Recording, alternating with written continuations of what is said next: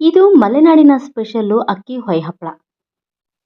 ಈ ಹೊಯ್ ಹಪ್ಪಳ ಎಲ್ಲ ರೆಸಿಪಿಗಳಂತೆ ಒಂದು ಸಿಂಪಲ್ ಆಗಿರೋ ರೆಸಿಪಿ ಅಂತೂ ಅಲ್ವೇ ಅಲ್ಲ. ಇದು ತುಂಬ ಕಾಂಪ್ಲಿಕೇಟೆಡ್ ಆಗಿರೋಂಥ ರೆಸಿಪಿ. ನಮ್ಮ ಹಳೆ ಕಾಲದ ಮಲೆನಾಡಿನ ಜನ ಇದನ್ನು ವರ್ಷ ಪೂರ್ತಿ ಶೇಖರಣೆ ಮಾಡಿಡೋದಕ್ಕಾಗಿ ಹಪ್ಪಳನ ಬೇಸಿಗೆಲಿ ಮಾಡಿ ಇಟ್ಕೋತಿದ್ರಂತೆ. ನಿಜವಾಗ್ಲೂ ಈ ರೆಸಿಪಿನ ಕಂಡುಹಿಡಿದವರಿಗೆ ಹ್ಯಾಟ್ಸ್ ಆಫ್ ಹೇಳಲೇಬೇಕು. ಯಾಕಂದರೆ ಇದನ್ನು ಮಾಡೋದು ಅಷ್ಟು ಕಾಂಪ್ಲಿಕೇಟ್ ಆಗಿದೆ. ಇದು ಮಾಡೋದು ಸಿಂಪಲ್ ಆ್ಯಂಡ್ ಈಸಿ ಅಂತ ಏನು ಹೇಳ್ತೀವಿ ಆ ರೀತಿ ಇಲ್ಲ. ಇದು ತುಂಬ ಕಾಂಪ್ಲಿಕೇಟೆಡ್ ಆ್ಯಂಡ್ ಲೆಂತಿ ಪ್ರೊಸೆಸ್ ಅಂತ ಹೇಳ್ಬೋದು. ಯಾಕಂದರೆ ಇದನ್ನು ಮಾಡೋದಕ್ಕೆ ಆಲ್ಮೋಸ್ಟ್ 1 ವಾರ ಬೇಕಾಗುತ್ತೆ. ಇವತ್ತು ಅಕ್ಕಿನ ನೆನೆಸಿಟ್ರೆ 3 ದಿನದ ತನಕ ಅಕ್ಕಿ ನೆನೆಯೋದಕ್ಕೆ ಬಿಡಬೇಕು. 3 ದಿನ ಆದಮೇಲೆ ಅಕ್ಕಿ ಒಳಗೆ ಒಂದು ರೀತಿಯ ಪರಿಮಳ ಬರೋಕ್ಕೆ ಶುರುವಾಗುತ್ತೆ. ಮತ್ತು 3 ದಿನವೂ ಆ ನೀರನ್ನು ಚೇಂಜ್ ಮಾಡ್ತಾ ಇರಬೇಕು.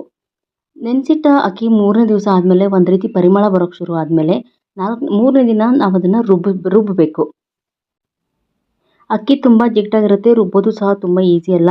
ಕಲ್ಲಲ್ಲಿ ರುಬ್ಬೋದು, ಇಲ್ಲ ಗ್ರೈಂಡರಿಗೆ ಹಾಕ್ಬೋದು, ಇಲ್ಲ ಮಿಕ್ಸಿಗೂ ಹಾಕ್ಬೋದು. ಅದು ತುಂಬ ಜಿಡ್ಡಾಗಿರೋದ್ರಿಂದ ತುಂಬ ಕಷ್ಟ ಆಗುತ್ತೆ ರುಬ್ಬೋದು.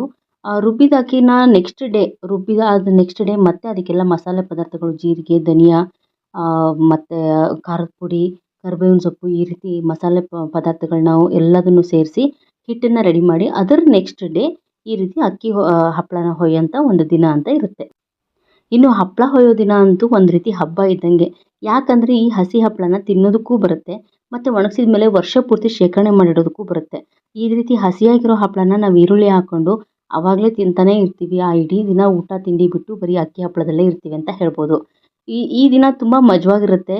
ಇಡೀ ದಿವಸ ನಾವು ತುಂಬ ಎಂಜಾಯ್ ಮಾಡ್ಕೊಂಡು ಈ ಹಪ್ಪಳನ ಮಾಡಿದ್ವಿ. ಈ ಹಪ್ಪಳ ಮಾಡೋದು ತುಂಬ ಈಸಿ ಅಂತ ನಾನೇನು ಹೇಳೋಕ್ಕಾಗಲ್ಲ. ಮತ್ತು ಈ ವಿಡಿಯೋ ನೋಡ್ಕೊಂಡೆಲ್ಲ ಮಾಡೋಂಥ ರೆಸಿಪಿ ಇದಲ್ಲ.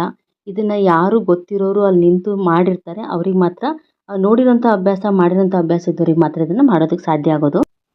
ಈ ರೀತಿ ಹಬೆಯಲ್ಲಿ, ಸ್ಟ್ಯಾಂಡಲ್ಲಿ, ಈ ರೀತಿ ಪ್ಲೇಟಲ್ಲಿ ಹಿಟ್ಟನ್ನ ಸ್ಪ್ರೆಡ್ ಮಾಡಿ ಹಬೆಯಲ್ಲಿ ಬೇಯಿಸಿ ನಂತರ ಅದನ್ನು ತೆಗೆದು ಅದನ್ನು ಬಿಸಿಲಿಗೆ ಒಣಗಿಸಿ ತೆಗೆದಿಟ್ಟು ತುಂಬ ಅಂದರೆ ತುಂಬ ಕೆಲಸ ಇರೋಂಥ ಹಪ್ಪಳ ಇದು. ಆದರೆ ನನ್ನ ಮಾತನ್ನು ನಂಬಿ ತುಂಬ ಟೇಸ್ಟಿಯಾಗಿರುತ್ತೆ. ಈ ರೀತಿ ಹಸಿ ಹಪ್ಪಳನೇ ನಾವು ಒಂದು ಅರ್ಧಕ್ಕರ್ಧ ತಿಂದು ಖಾಲಿ ಮಾಡಿಬಿಡ್ತೀವಿ. ಒಣಗಿಸಿದ ಹಪ್ಪಳ ಇನ್ನು ಅರ್ಧದಷ್ಟು ಇರುತ್ತೆ ಅಂತ ಹೇಳ್ಬೋದು.